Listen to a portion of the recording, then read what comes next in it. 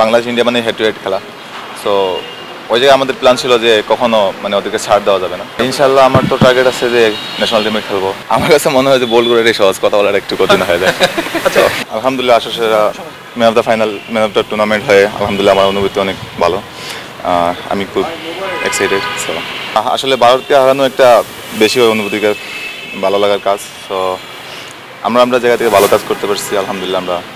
আমিও ক্যাপ্টেন্সি আলহামদুলিল্লাহ ভালো ক্যাপ্টেন্সি করছি। সো ওভারঅল আমরা অল ক্যাপ্টেন্সি জিততে পারছি। হ্যাঁ, তা তো অবশ্যই। আগের বার যখন খেলছি আমি, তখন আমি জানি যে উইকেটে কেমন কী করতে হবে, কখন কী করতে হবে, আর এই উইকেটে কোন জায়গায় ভালো বল কোন জায়গায় করলে ভালো হবে।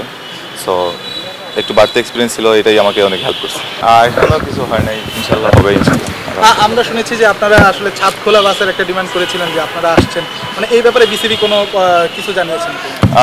এখনও কোনো প্রোগ্রাম হয় নাই, ইনশাল্লাহ হবে সামনে আশা করি।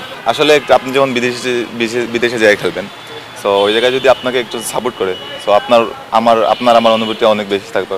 সো ওই জায়গাতে আমার অনুভূতি অনেক ভালো ছিল, আর ওই জায়গায় ওরা অনেক সাপোর্ট করছে আমাদের।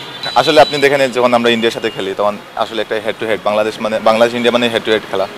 সো ওই জায়গায় আমাদের প্ল্যান ছিল যে কখনো মানে ওদেরকে ছাড় দেওয়া যাবে না। সো আমরা অবল করতে পারছি এটা, আর ওরা এটা নিতে পারে নাই। সো আমরা চ্যাম্পিয়ন ডিজার্ভ করছি। যখন চ্যাম্পিয়নটা হলেন, আসলে প্রধান উপদেষ্টা ডক্টর মোহাম্মদ ইউনূসের কাছ থেকে আসলে শুভেচ্ছা বার্তা পেয়েছেন বা ফোন কল পেয়েছেন?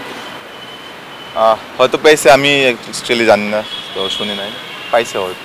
আসলে এই জায়গাতেও শুভকামনা পাওয়া অনেক গর্বের বিষয়, আর আমি অনেক হ্যাপি যে মাশরাফি ভাই আমাদেরকে যে দিয়েছে, ধন্যবাদ, থ্যাঙ্কস জানাচ্ছি। সো ওভারঅল একজন লিজেন্ডারি কমেন্টারি যখন আমাদের নিয়ে কমেন্টারি করে, প্রশংসা করে, তখন বিষয়টা অনেক বড় হয়, আর নিজের কাছে অনেক ভালো লাগা।